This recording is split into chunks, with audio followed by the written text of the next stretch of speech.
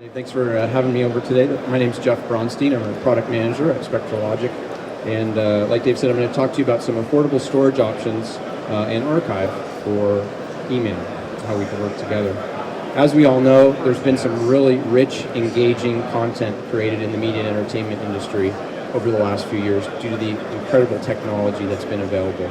But along with that technology comes an incredible amount of data that needs to be stored somewhere.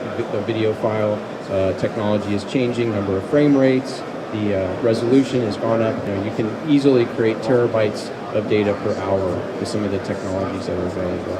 And so we need to figure out where we can affordably store that. And sometimes we need to store it for a long time, right?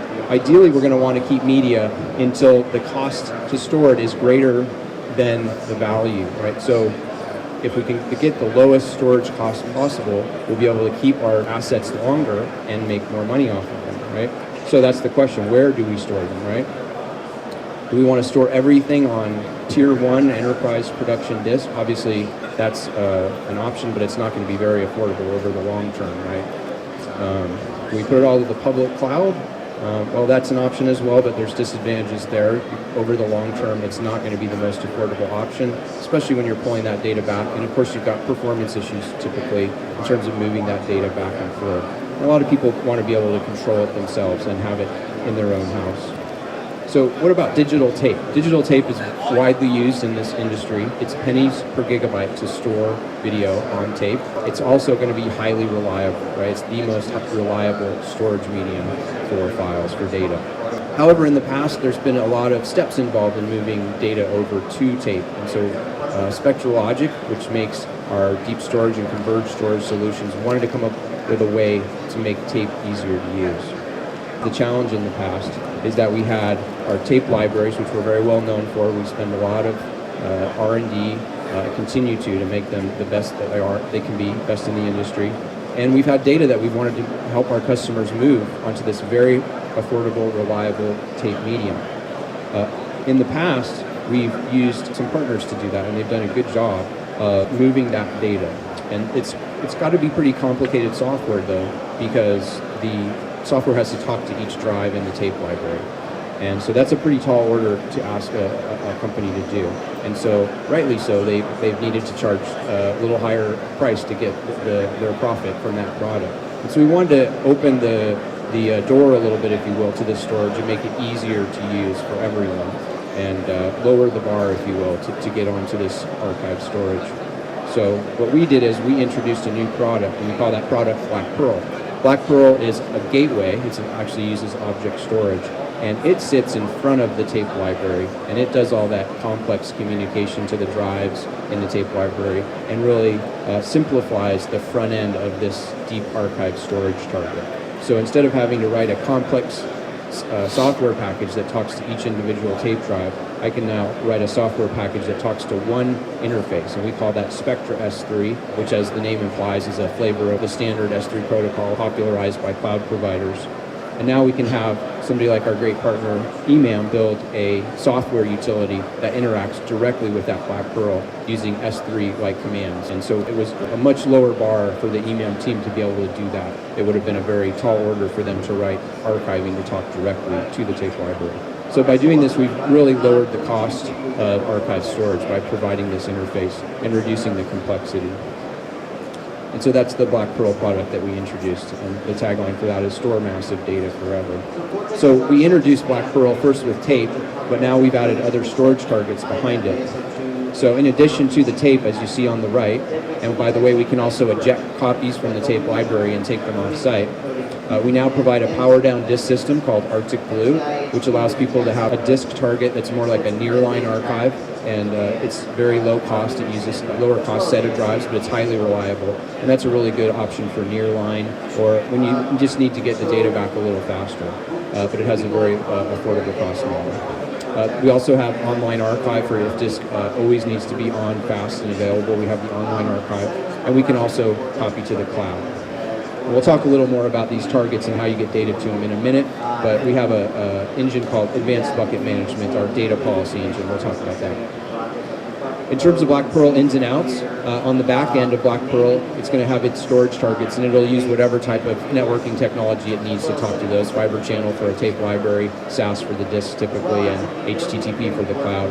On the front end, it's going to use Ethernet, so either 10 gigabit or 40 gigabit Ethernet typically, and that's what the client applications are going to connect to, and so it can just easily be placed on a network. In terms of how you set up Black Pearl, you can actually set up policies to decide which of these targets your data goes onto.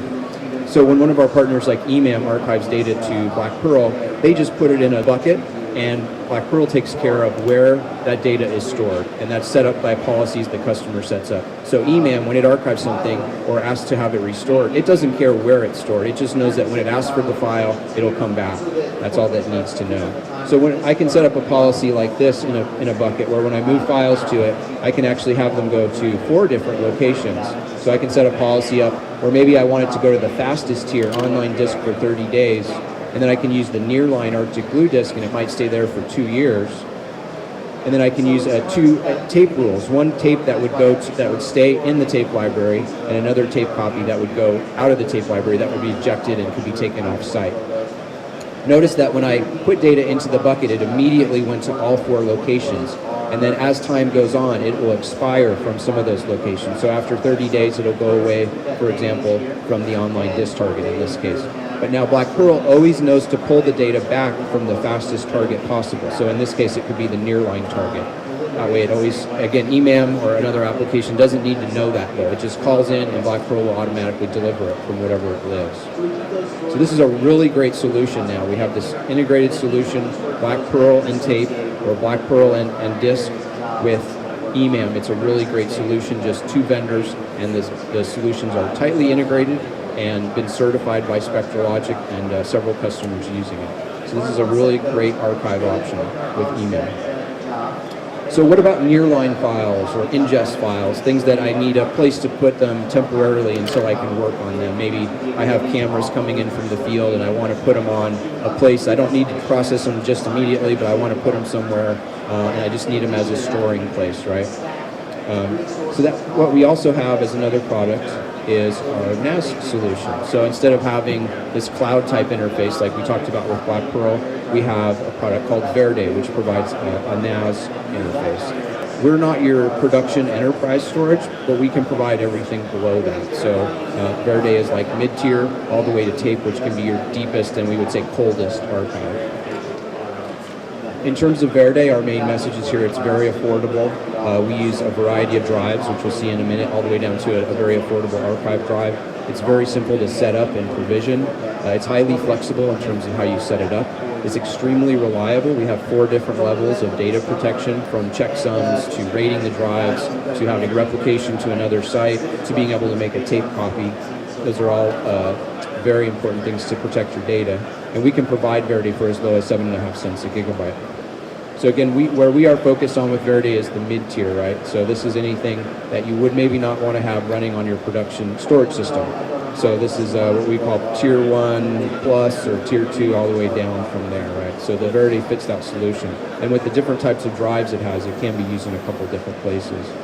It's really a workhorse, right, for this type of data. It's very flexible, very reliable, but really it's just a NAS box, meaning it's going to provide a normal file system interface with CIFS or NFS.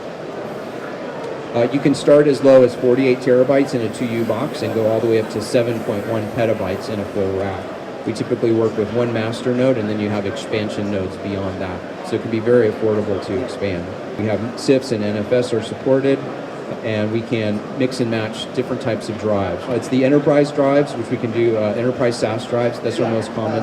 That's for 4, 8, or 12 terabyte drives. And those are really good where you've got a lot of read and write activities going on and you want to be able to work with that. We have an archive drive. That's our more affordable drive. That's for a colder storage where you maybe want to put something and you're not going to access it that often. That's where we really get into the low cost of 7.5 cents a gigabyte. And we can add flash or solid state drives. That's primarily for people who have particular workflows where they need a very high performance. It's usually on the read But again, even though we have flash, we are not your primary production storage system. In terms of protecting your data, we have lots of options. We use ZFS as the file system under the covers. It has a great snapshot system, so we can take differential snapshots of the system as you're using it. It minimally uses space in terms of how you control that, so you can track changes throughout the system. We can also use those snapshots as a mechanism to replicate to another Verde, so you can get really good protection. Having geographic separation of copies of your data, we believe at Spectra, is a really important part of protecting your data.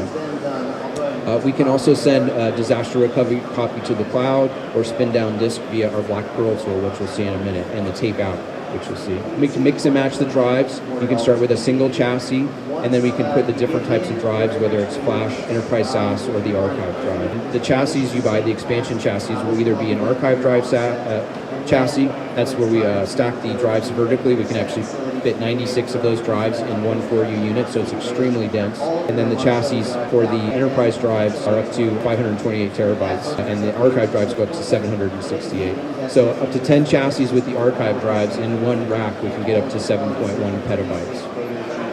Putting it all together here, kind of the end of the Spectra part here, is how does everything fit together? So you can see Black Pearl is kind of the center of our universe from this diagram. And from Black Pearl, as data comes in from someone like eMAM, a client like eMAM, we can choose all these different targets below it, as you see in purple. Now the Verde solution I just showed you, the network attached storage, also can be connected to the Black Pearl. So just like eMAM, the eMAM team has created an integration to Black Pearl. Our Verde engineering team also created an integration to Black Pearl. So you can create a volume on Verde that can be connected to a container, a bucket on Black Pearl. And you can schedule that changes to your volume on Verde get moved over to Black Pearl on some periodic basis. You can either choose to move those files or to copy them. So in terms of a copy operation, you think about it, that is a really great backup tool. And so when you have Verde, if you also get the Black Pearl and the tape, from there you really have a free backup system, right? So really great protection. And additionally, by the way, we can also add NAS storage now to the Black Pearl itself. So in addition to having that Black Pearl interface, we call it Spectra S3, like eMAM uses, we can also actually put a NAS interface on the Black Pearl itself, so you could have both within the same box. And that NAS pool can be protected by the Black Pearl Spectra S3 and go to tape. In terms of how we integrate with the eMAM world, you can see from the diagram that we can provide both the storage, the working storage with the Spectra Verde, as well as the archive with the Black Pearl. So an example might be that you ingest something and you need to store it for a while, maybe when you're working on it, and that could go on the Spectra Verde. And then on the archive, you can use the Black Pearl with tape. You can also use the Black Pearl with the Arctic Blue disk. There's a lot of options. And the great thing is the way that the eMAM team has written the software is you can have all those targets within the eMAM software, so you can choose which one you want. So here's a couple screenshots of how the eMAM software works with the Black Pearl. So I can see on the first one that it shows that the item has been archived simply by mousing over it and looking at the icon. For other files that have not yet been archived, I can simply right-click on them and choose them. And in some cases, you can either manually archive the file, or you can set up a workflow within eMAM that would automatically send them to Black Pearl or to Verde. So we've done that with some of our customers where they ingest video and they immediately send it to the Black Pearl so that we can protect those files as soon as they come in. And later, once things have been changed or the new files are generated, those can also be archived to the Black Pearl. Once you choose to archive something, we've got several choices. At the top, we've got 3 choices. When you choose that archive menu in eMAM, you can see we can either send it to a Verde or we could send it to a Black Pearl with tape. And you can see that there's also another policy underneath it with Arctic Blue. So that's the disk, the power down disk that we can put behind Black Pearl. So the user can choose, or the automation workflow tool can choose which target of Spectra Archive that eMAM is going to use. And then once it's archived, you can see when you look at the particular file within eMAM, it'll show you all the icons to indicate where the file is located. We provide APIs to eMAM that they can call the Black Pearl and actually see the location of where the file is. We've had actually several customers, these are just a couple of them, but Benevision in Miami is using eMAM with a Black Pearl, and our T950 library. T950 is a tape library that has roughly 950 slots, as the name implied, so good size system. And then the Bronx DA is using it for video capture and management, and they're actually using the Verde and the Black Pearl with a T200.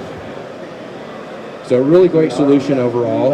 It's a really great value proposition to your customers, being able to provide this complete package, the eMAM solution combined with our Black Pearl or Verde tape library. It's a really affordable way to manage files, to be able to keep them for a very long time or forever, whatever you choose, to be able to get the greatest monetization out of them as you can. If you get a chance, come see our Tfinity library, Tfinity Exascale Edition. We can start our tape libraries as small as 10 slots in a 4U unit. So we're talking about 6 terabytes per tape times 10 units, that's 60 terabytes. And we can go all the way up to 1 exabyte in a single unit. That's our Tfinity. So terabyte, petabyte, exabyte of data. We can do that all in one unit.